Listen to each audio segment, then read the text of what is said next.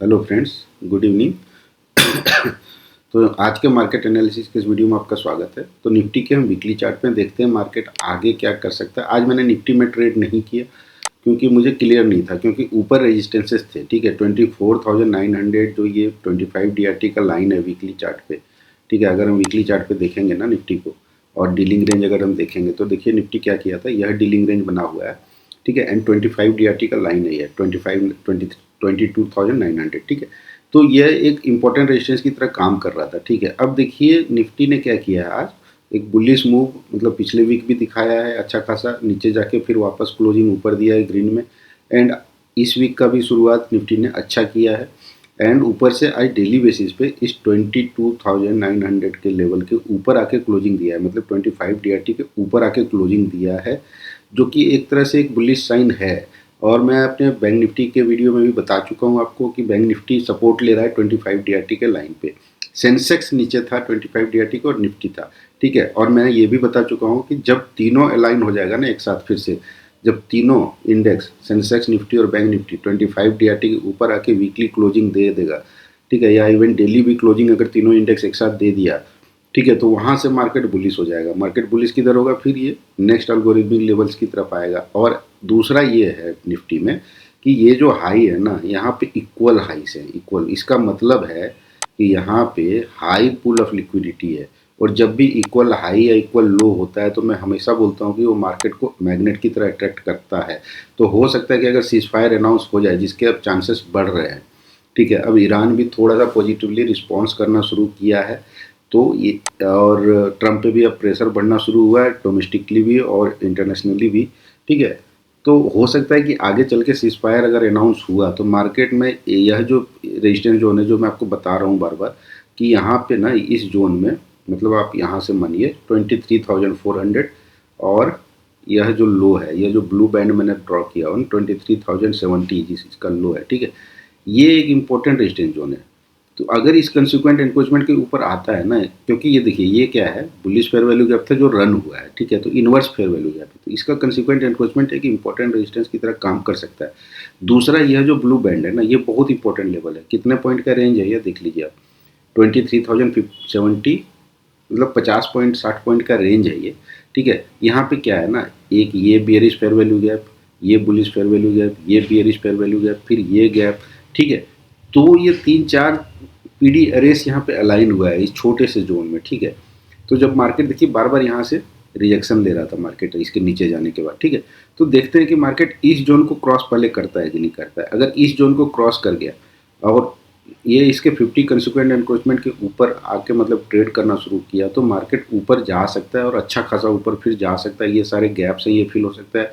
और इवन अगर आप सरप्राइज ना होंगे, अगर ये भी लिक्विडिटी हंट करने आ सकता है मार्केट। ठीक है, बट मार्केट में अभी भी नीचे के टारगेट्स और ऑब्जेक्टिव्स फुलफिल नहीं हुए हैं, इसका भी ध्यान रखना है। ठीक है, अगर सीज फायर नहीं होता है तो मार्केट फिर इस जोन से ही रिजेक्शन लेगा। अगर 1-2 दिन में सीज फायर पे और आगे बात नहीं बढ़ती है तो मार्केट इस जोन से रिजेक्शन ले लेगा वापस। ठीक है, तो इसका आप ध्यान रखिएगा। अब देखिए अगर हम डेली चार्ट पे भी निफ्टी के जाएंगे ना, तो देखिए डेली चार्ट पे भी क्या बन रहा है, मैं आपको दिखाता हूँ। टॉप डाउन एनालिसिस किया कीजिए, वीकली चार्ट से शुरू कीजिए, डेली पे जाइए, 75 मिनट पे जाइए, 15 मिनट पे जाके एंट्री लीजिए, या 5 मिनट पे। तो देखिए डेली चार्ट पे क्या है, यहाँ से यहाँ का जो बियरिश फेयर वैल्यू गैप है, ठीक है, इसके कंसिक्वेंट एनक्रोचमेंट के ऊपर आज क्लोजिंग दिया है मार्केट ने, ये देखिए यहाँ पे। ठीक है, तो यह एक बुलिश साइन डेली चार्ट पे बनाया है। बट जस्ट हम अभी भी बुलिश इसीलिए हम ट्रेड नहीं कर रहे हैं इसमें, क्योंकि अगर मार्केट ऊपर जा रहा है ना, तो यहाँ पे कहीं पे मतलब हेवी रेजिस्टेंस हैं। ठीक है, तो अगर हम यहाँ पे लॉन्ग हो जाएंगे तो मार्केट हो सकता है कि रिवर्सल, एक क्यूब रिवर्सल फिर से दिखा सकता है। इसीलिए हम अभी ट्रेड नहीं कर रहे हैं। हम अब निफ्टी में ट्रेड करेंगे, या तो यहाँ से हम बियरिश रिजेक्शन देखना शुरू करेंगे तो हम फिर डाउन साइड की तरफ ट्रेड करेंगे, और अदरवाइज हम 23,400 के ऊपर निकलने के बाद हम बुलिश ट्रेड लेंगे। ठीक है, क्योंकि देखिए अब डेली चार्ट पे अगर हम देखेंगे तो एक इक्वल हाई यहाँ पे सबसे पहला लाई कर रहा है। पिछला जो यहाँ पे था इक्वल हाई, ये वाला जो था, ये मार्केट ने लिक्विडिटी रन किया है। ठीक है, तो यहाँ का जो रेस्टिंग लिक्विडिटी था ये रन हो चुका है, उसके ऊपर गैप है, एक गैप है। ठीक है, अब दूसरा जो इक्वल हाई लाई कर रहा है ना, देखिए कहाँ पे लाई कर रहा है, ये लाई कर रहा है आपका 24,300, और इसके जस्ट नीचे एक इंपॉर्टेंट अल्गोरिथमिक लेवल है 24,063 के आसपास।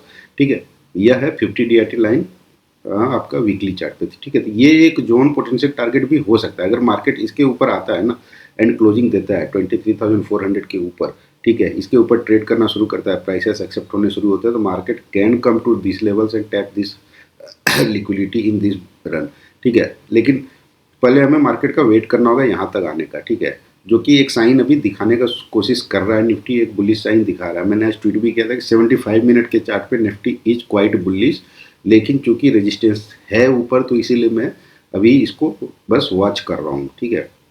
तो एक इम्पॉर्टेंट क्लोजिंग दिया है आज निफ्टी ने 22,900 मतलब 25 डीआरटी के ऊपर। तो देखते हैं कि मार्केट कल कैसे रिएक्ट करता है, ठीक है। अपार्ट फ्रॉम दैट हो सकता है कि आज फिर से मतलब आज संभावना है कि ये युद्ध आगे वॉर आगे बढ़ेगा कि सीज फायर की तरफ बढ़ेगा, तो देखते हैं, क्योंकि आज अल्टीमेटम दिया आज का रात का है ट्रम्प का, ठीक है। ईरान थोड़ा सा पॉजिटिवली जो न्यूज़ मिल रही है उसके हिसाब से थोड़ा सा पॉजिटिवली रिएक्ट करना शुरू किया है।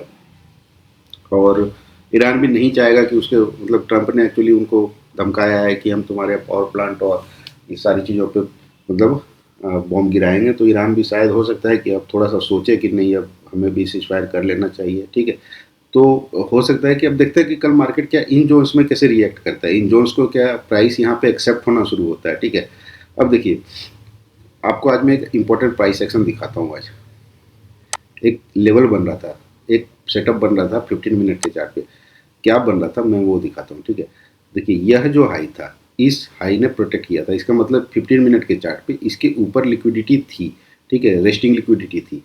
तो एक सेटअप जो बनता है मार्केट में प्राय कि यह हाई लेगा और इस रेस्टिंग लिक्विडिटी को छोड़ देगा मार्केट, एंड यहीं से इस हाई और इस हाई के बीच से रिजेक्ट होकर नीचे होगा। बट जब प्राइस हम देखें ना यहाँ पे आया तो रिजेक्शन वैसा दे नहीं रहा था, मतलब यहाँ पे क्या ना क्विक रिजेक्शन देना चाहिए नीचे की तरफ, अगर ये हाई अगर टैप नहीं करना होता, ठीक है। तो ये आप ध्यान रखिएगा, कभी भी अगर इस तरह का सेटअप बन रहा हो, किसी लिक्विडिटी की तरफ जा रहा हो या सेटअप बनाने की कोशिश कर रहा हो ना, तो ये ध्यान रखिएगा कि उस जोन में आने के बाद ना जैसा प्राइस एक्शन एंटिसिपेटेड है जो हम खोजते हैं, ठीक है, वैसा नहीं मिल रहा हो तो आप थोड़ा सा सचेत होइए वहाँ पे, ठीक है, हमेशा कि नहीं जो जिस तरह का यहाँ से रिएक्शन देना चाहिए मार्केट वो नहीं दे रहा है, that means something is fishy in the market.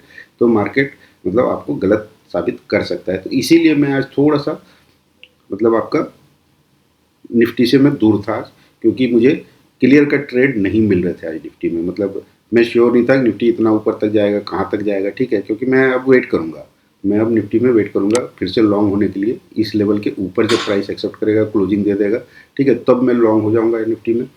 और अदरवाइज मैं देखता हूँ कि यहाँ से फिर से रिजेक्शन लेता है क्या, और इस वीक की क्लोजिंग क्या फिर से वापस 22,900 के नीचे मतलब 25 डीआरटी के नीचे देगा क्या।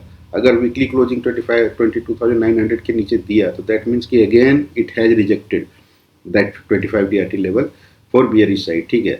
तो ये डिपेंड करता है सारा कुछ अब वॉर पे, तो देखते हैं कि आगे क्या होता है इसमें। तो इन लेवल्स का आप ध्यान रखिए, ठीक है। और मैं अभी यही बोलूँगा कि आप थोड़ा सा कॉशियस रहिए अभी, ठीक है। कभी भी न्यूज़ कुछ भी आ सकती है और ओवरनाइट पोजिशन तो कैरी मत ही करिए। अब देख लेते हैं बैंक निफ्टी और सेंसेक्स भी एक बार देख ही लेते हैं।